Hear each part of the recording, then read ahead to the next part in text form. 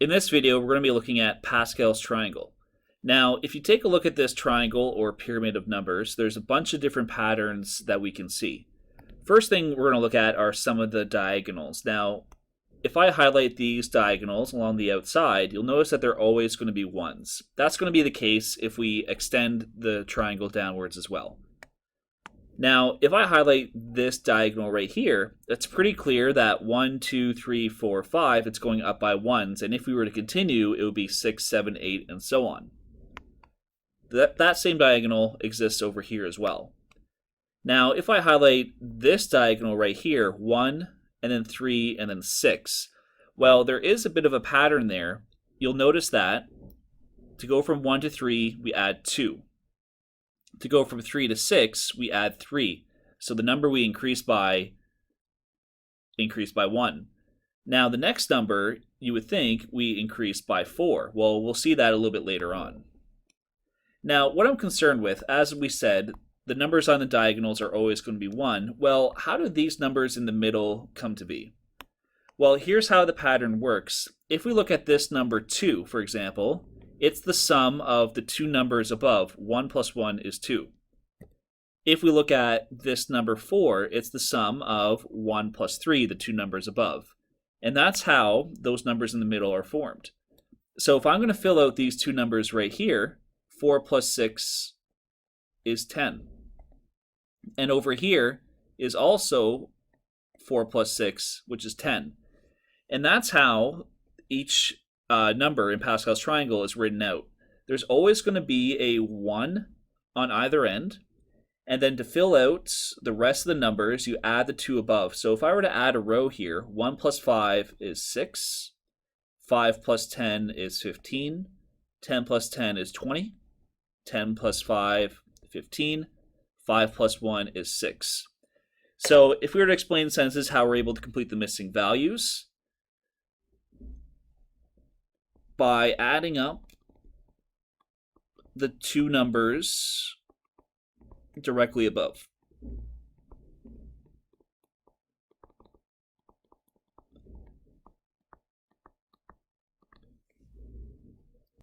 Now, if I scroll down, we actually already filled out that last row. That's what I was going to do here. So why don't we fill out another row beyond that?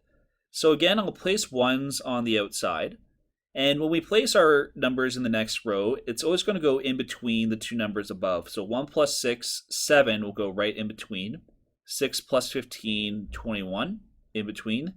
15 plus 20 is 35. 20 plus 15 is 35. 15 plus 6, 21. 6 plus 1 is 7, and then the 1 at the end.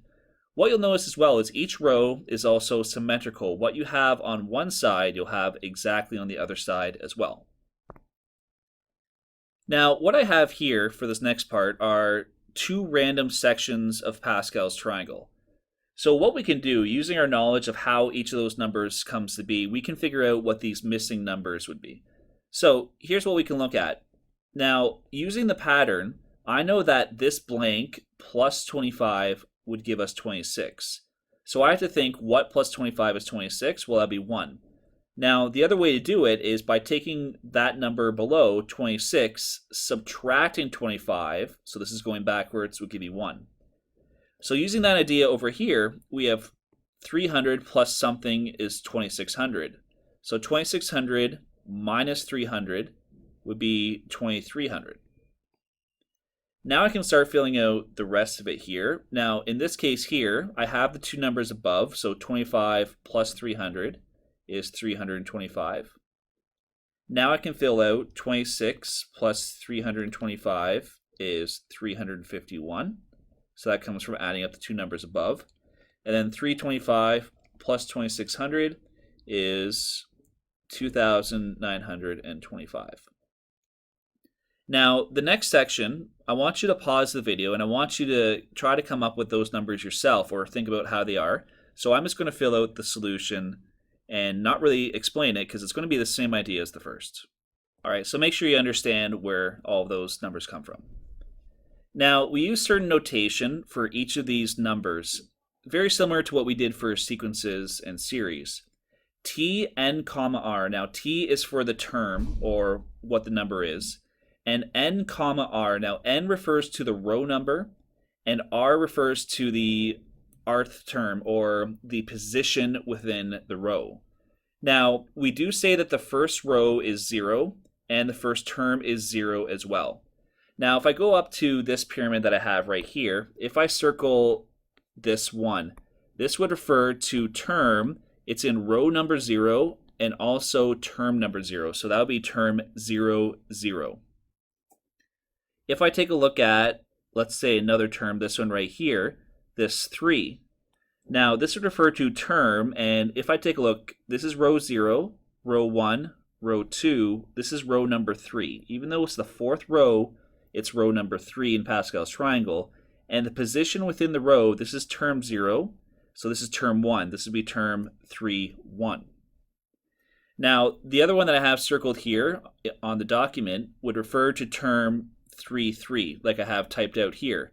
Again, it's in row number 3, but it's also term number 3 because it goes 0, 1, 2, 3 for the term numbers. Now, in general, we have this equation that we can refer to calculate any term in Pascal's triangle. So any term in row n and position r is equal to term.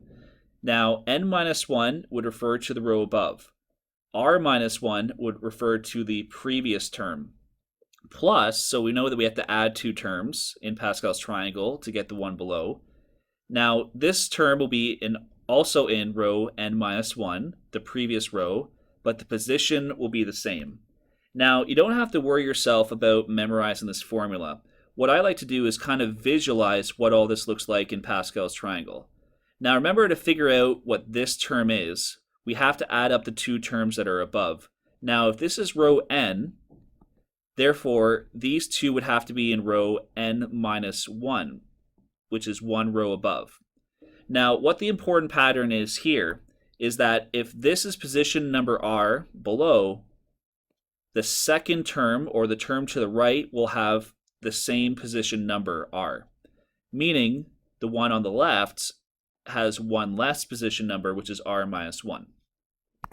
Now, when we look at a question like this, we're going to simplify the following using a single term only. We don't even really have to, worry ourselves with memorizing this formula. I like to draw it out visually what these 2 terms would look like next to each other, or maybe one's above 1 or one's below 1. And then we can figure out what the missing term would look like. Now, in this case here, both of these terms are in row number 8. That means that they will end up being right beside each other in Pascal's triangle. I also know, because this is position number 4, it's going to be to the left. This one's position number 5, so it's going to be to the right. Now, if we were to add up these 2, this would give us a term below. Now, because these are both in row 8, the row below will be row 9. So I know it's going to be term 9, and then comma. Now, what is the term number? That's the question. Well, remember this little pattern over here, that above and to the right has the same term number. So this will be term number 5, because term number 5 is above and to the right. So adding up those 2 terms would give us term 9, 5. Now, we use the same idea for this question over here. Now, where this one's a little bit different, you'll notice that these 2 are not in the same row. So I know that row 25 is going to be below.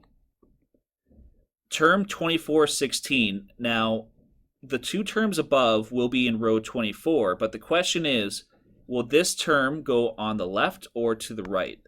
Well, I know it's going to go to the right because it has the same position number as the one below, 16 and 16. Now, if I take this term on the bottom, subtract the term above and to the right, it's going to give me the term above and to the left. So term 24, and the term number will be 15, because it's 1 less than the one on the right. One last thing we're going to look at with Pascal's triangle are the sums of all the rows. Now, what I have here are the first 7 rows, or rows 0 through 6 of Pascal's triangle, and we're going to take a look at the sum of each row. if you take a look at the very first row, it has a sum of 1 because it's just the number 1. The next row that we have here in the white is 1 plus 1, which is 2. The next row, row 2, is 1 plus 2 plus 1, which is 4. Now, you may start to see a bit of a pattern here. The next row, 1 plus 3 plus 3 plus 1, the sum is 8. Now, I already added up here, the sum of row 4 is 16. And just by looking at the pattern, we can figure out that the next row will have a sum of 32. Now, you can add up 1 plus 5 plus 10 plus 10 plus 5 plus 1, if you don't believe me. And the last row as well, multiplied by 2, will be 64. Now, using this idea, we can calculate the sum of any row that we want.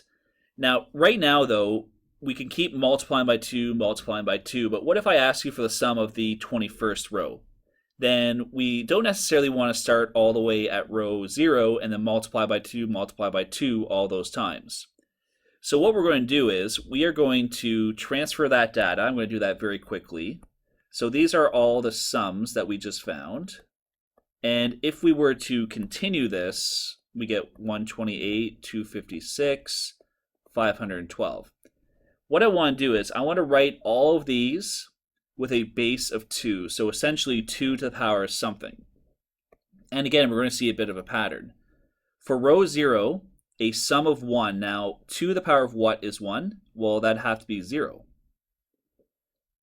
The next row, row number 1, has a sum of 2. That would be 2 to the power of 1. The next row, row 2, the sum is 4, is 2 to the power of 2. Now, you may be able to start to see a relationship here between the exponent and the row number, but let's continue. 8 is written as 2 to the power of 3, and look at that, it's in row number 3. This one's filled in already, 2 to the power of 4 is 16, row number 4.